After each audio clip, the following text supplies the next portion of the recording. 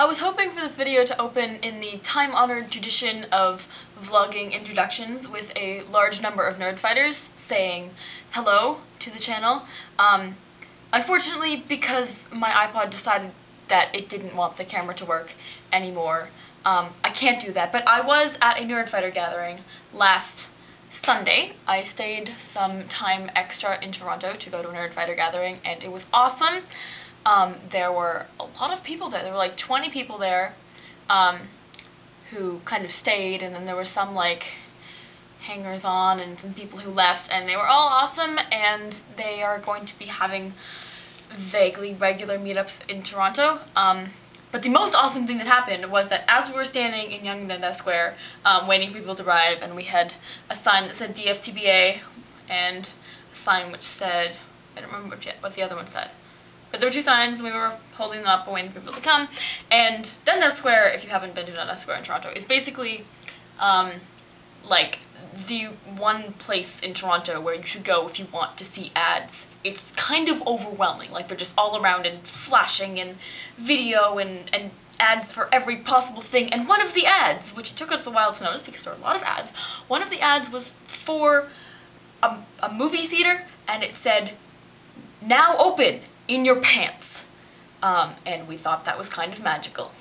Jenna, I'm really glad that you made a video and talked about musicals and operas, because it gives me the chance to talk about my latest obsession, which is Gilbert and Sullivan, which is kind of, well, I guess they were kind of halfway between. They were like the very first musical writers. But my school has a Gilbert and Sullivan Society, which puts on a operetta each year. And they're generally known as the second weirdest group of people on campus, the first weirdest being the Quidditch team, because my university has the first Quidditch team, university Quidditch team in Canada, and we have been to the World Cup, and I wish I could show you footage of them practicing. I did take some to send to some people, some old friends from high school, but I don't have it anymore, and they don't practice outside of the winter. But it's very amusing, and if you are walking around campus and see a cross-country runner dressed entirely in yellow with a little yellow tail hanging out, then you can direct the other people chasing that person in whatever way the snitch went. So that's fun. But anyway, the Gilbert and Sullivan Society, I'm very happy because I have been kind of obsessed with it since the beginning of the year, and it was the first society that I decided to join at the club fair.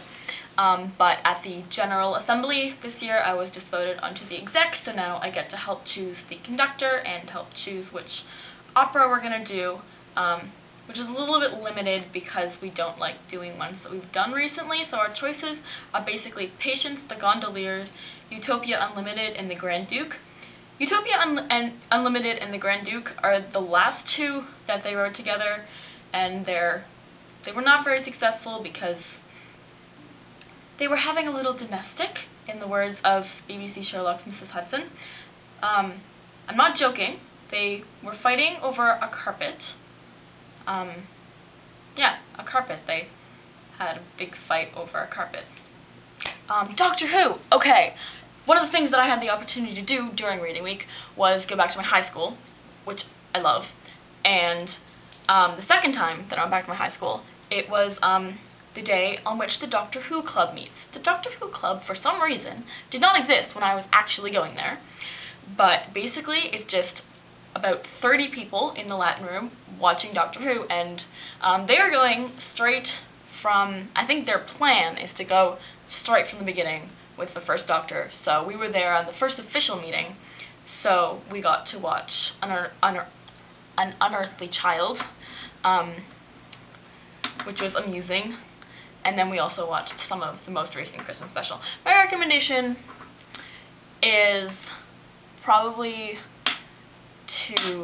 I agree with Victoria. Start with Matt Smith and then kind of work backwards, because there's no new episodes going on right now.